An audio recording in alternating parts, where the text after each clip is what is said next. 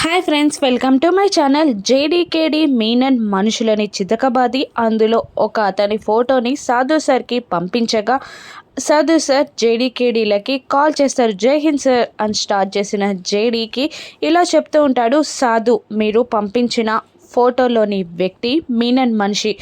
Currency విషయంలో మనం already arrest చేసాం, బెయిల్ మీదనే మొన్ననే రిలీజ్ అయ్యాడు అని అంటూ ఉంటాడు సాధు. దాంతో ఇక్కడ విషయాలన్నిటికీ జరుగుతున్న మర్డర్స్ అన్నిటికీ మీనన్కి సంబంధం ఉంది సార్, అసలు మీననే ఇవన్నీ చేస్తున్నాడు అని జేడి అంటుండగా అవును అని సాధు అంటూ ఉంటాడు.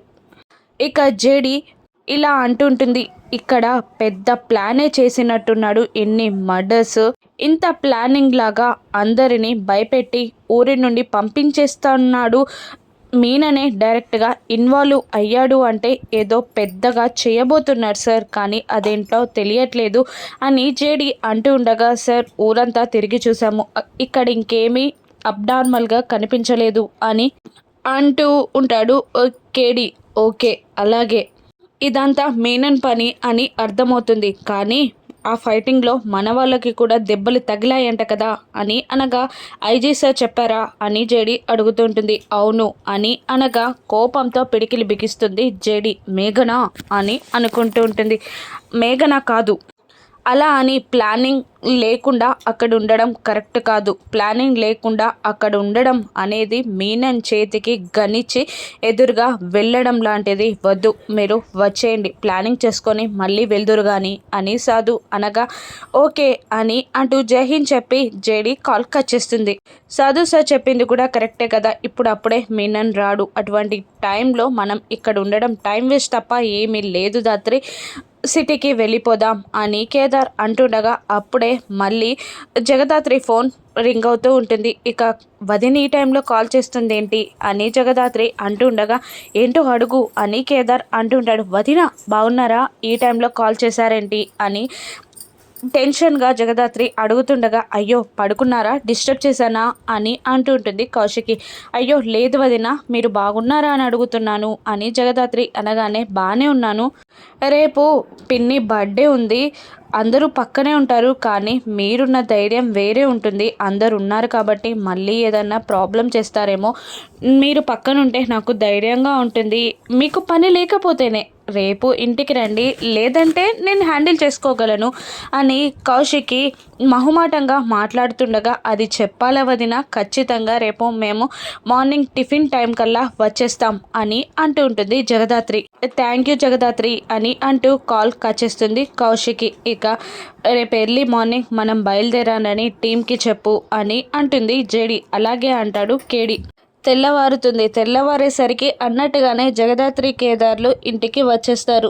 జగదాత్రి ఏదో ప్రిపేర్ చేస్తుండగా అక్కడే కిచెన్లో కూర్చొని మహల్లో దొరికిన సుహాసిని ఫోటోని చూసి బాధపడుతూ ఉంటాడు కేదార్. అది చూసి జగదాత్రి ఏంటి అంతలా బాధపడుతున్నావు, అత్తయ్య గారికి వచ్చి తెలుసుకుందాం అన్నాను కదా అని అంటూ ఉంటుంది జగదాత్రి. అసలు ఆ మహల్లో అమ్మ ఫోటో ఎందుకుందో తెలిస్తేనే తప్ప ఈ మిస్టరీ వీడేలా లేదు, ఇంకా సమస్య పెద్దదయ్యేలా ఉందే తప్ప చిన్నది కావట్లేదు, అసలు అమ్మ ఫోటో ఆ మహల్లో ఎందుకుంది అని కేదార్ అడుగుతుండగా మామయ్య గారిని అడుగుదామా, మామయ్య గారు అత్తయ్య గారిని ప్రేమించి పెళ్లి చేసుకున్నారు కదా అని అంటూ ఉంటుంది జగదాత్రి.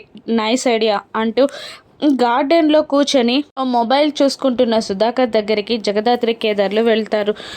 మామయ్య గారు కాస్త మాట్లాడాలి మీతో అని జగదాత్రి అంటుండగా కూర్చోమని అంటూ ఉంటాడు సుధాకర్. ఇక నిన్న ఎక్స్కర్షన్ కోసం ఆదిత్యపురం వెళ్ళాము అని చెప్తూ సుధాకర్ ఫేస్ ఎక్స్ప్రెషన్స్ని గమనిస్తూ ఉంటారు జగదాత్రి కేదార్లు. అవునా అని నార్మల్గా అంటాడు సుధాకర్. అవును అని జగదాత్రి అంటూ ఉండగా ఇంకా ఏదైనా చెప్తారేమో అని సుధాకర్ వాళ్ళ వైపు చూస్తుండగా కేదార్ ఒక ఫోటోని చూపిస్తూ అమ్మ ఫోటో మహల్లో ఉంది అని అంటూ చూపించగా ఆ ఫోటోని చూసి బాధపడుతూ ఉంటాడు సుధాకర్.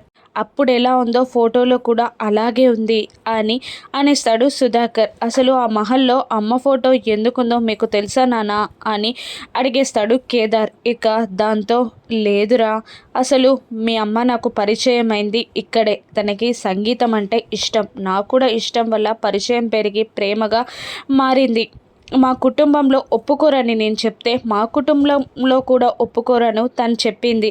అందుకని మేము సీక్రెట్గా పెళ్లి చేసుకున్నాం. భయపడి ఇంట్లో పెళ్లి విషయం చెప్పలేదు.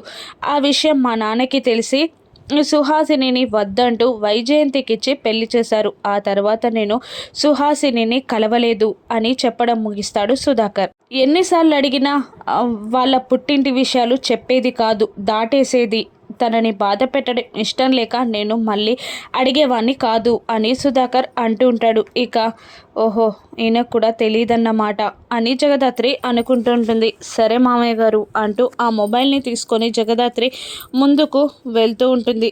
ఏంటి డాడీకి కూడా తెలియదంట కదా అని కేదార్ అడుగుతుండగా, ఇక 50 ఏండ్ల నుండి ఆ మహల్లో పని చేస్తున్న గుమస్తాకే తెలియాలి. గుమస్తా మహల్లోకి రాగానే ఇన్ఫర్మేషన్ ఇవ్వమని సురేష్కి చెప్పాను. వచ్చాక మనకు ఇన్ఫర్మేషన్ ఇస్తారు. మనం వెళ్దాం పదా అని అంటూ లోపలికి వెళ్తారు జగదాత్రి కేదార్లు. ఇక లాయర్తో ఫోన్ మాట్లాడుతూ కౌశికి లోపలికి వస్తూ డాక్యుమెంట్స్ తీసుకురండి, అందరితో సంతకాలు పెట్టించి ఈరోజే కేదార్ పేరు పైన ఆస్తి మారేలా చేద్దాం అని కౌశికి అన్న మాటలు కాచి విని పరుగున యువరాజ్ దగ్గరికి వెళ్ళి రూమ్లోకి వెళ్ళలేక ఇబ్బంది పడుతూ అక్కడే నిలబడి, అన్నయ్య నీతో కాస్త మాట్లాడాలి అని అంటుంటుంది కాచి. లోపలికి రమ్మని యువరాజ్ అంటుండగా, వద్దన్నయ్య నువ్వే బయటికి రా, కాస్త మాట్లాడాలి అని అంటూ ఉంటుంది కాచి. అదేంటమ్మా అలా అంటున్నావు, లోపలికి రా అని అంటూ కాచి చేయి పట్టుకొని లోపలికి తీసుకొస్తాడు యువరాజ్.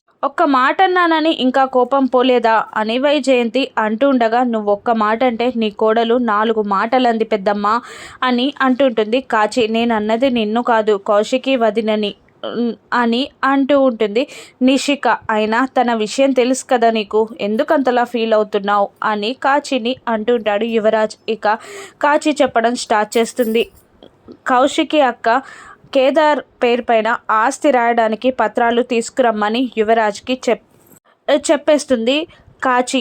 లాయర్ కూడా తీసుకొస్తానన్నాడు అని అనడంతో, నాకు అందుకే బర్త్డే పార్టీ వద్దని చెప్పాను అని వైజయంతి అంటుండగా, అవసరం లేదు, రేపు ఏం జరగనుందో చూస్తూ ఉండండి అని యువరాజ్ అంటుండగా, లాయర్ పత్రాలని తీసుకొస్తే ఆ కేదార్ మామయ్య కొడుకని అందరికీ తెలిసిపోతుంది కదా అని అంటుండగా, తెలవడం కాదు, కౌశికి అక్క పిచ్చిదని హాస్పిటల్లో జాయిన్ అవ్వనుందని అందరికీ తెలుస్తుంది అని యువరాజ్ ప్లాన్ చెప్తుంటాడు.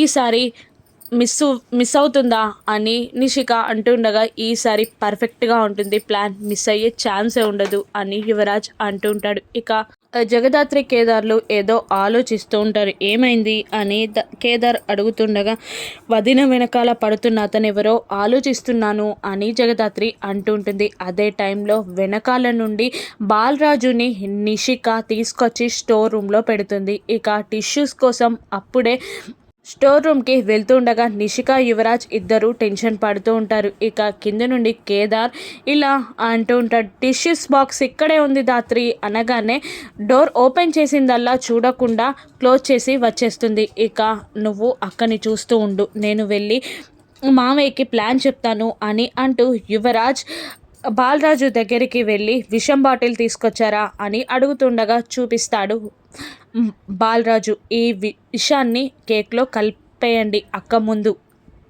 కుటుంబాన్ని చంపేస్తానని బెదిరించండి. కేక్ తీసుకొచ్చేటప్పుడు నిషిక ఆ కేక్ని మార్చేస్తుంది. ఇక దాంతో కౌశికి అక్కని పిచ్చిదానిలాగా ప్రూవ్ చేసి హాస్పిటల్కి పంపించొచ్చు అని అంటాడు యువరాజ్. ఈసారి లాస్ట్ చెయ్యి అని అంటుండగా, అందుకే కదా అందరి ముందు ప్లాన్ చేశాను అని అంటూ ఉంటాడు యువరాజ్. అలాగే అంటాడు బాలరాజు. ఇక ప్లాన్ చెప్పి కేక్ కటింగ్ దగ్గరికి యువరాజ్ వచ్చి, కౌశికితో నీ మొబైల్ రింగ్ అవుతుందక్క అనగానే రూమ్లో ఉన్నట్టుంది, వెళ్తాను అని అంటూ కౌశికి రూమ్లోకి వెళ్ళగానే కేక్ ముందు బాలరాజు కూర్చొని, రా కౌశికి, కేక్లో విషం కలిపి నీ కుటుంబాన్ని చంపడానికి చూస్తున్నాను అంటూ ఆ విషయాన్ని కేకులో పోస్తూ, నిన్ను ఎలా సంతోషంగా ఉండనిస్తాననుకున్నావు అంటూ కౌశికి ముఖంలో ముఖం పెట్టి బెదిరించి అక్కడి నుండి మాయమైపోతాడు. ఇక నిషిక లోపలికి వచ్చి, ఏంటి వదిన ఇక్కడున్నారు అని వణుకుతున్న కౌశికిని పట్టించుకోకుండా కేక్ని పట్టుకొని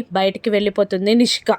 వైజయంతి కేక్ కట్ చేస్తుంది. సుధాకర్కి తినిపించబోతుండగా వద్దు ఆపండి అని భయంతో వణుకుతూ కౌశిక్కి అక్కడికి వచ్చి కేక్ని నెట్టేస్తుంది. ఇక ఏమైంది అని అందరూ అడుగుతుండగా మామయ్య వచ్చి కేక్లో విషం కలిపాడు అని అంటూ ఉంటుంది కౌశిక్కి.